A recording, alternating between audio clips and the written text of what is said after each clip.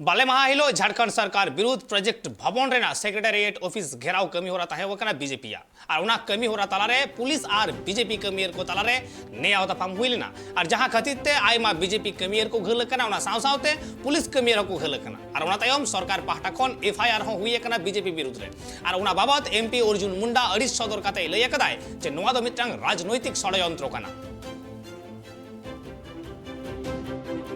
ये इससे इसकी व्याकुलता दिखती है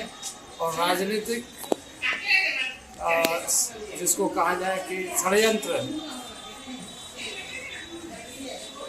जिससे ऐसा लगता है कि बहुत व्याकुलता में लिया गया निर्णय, फायर कर दिया तो कर दिया, पर ये सारे मामले तो निश्चित रूप से कोर्ट देखेगी। ये सारे मामले तो स्वाभाविक रूप से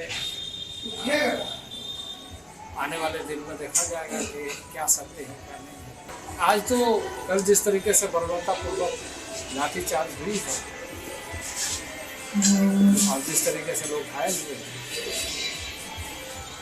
तो वैसे लोगों के ऊपर कार्रवाई करने के बजाय फायर कर रही है। इसलिए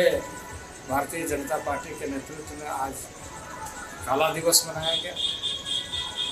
और लगातार आने वाले दिनों में लोकतांत्रिक अधिकारों के लिए लोकतांत्रिक मूल्यों के साथ इस सरकार का प्रतिवाद लोग करते हैं, क्योंकि सरकार हर मोर्चे पर विफल हो रही है। ये इस तरह के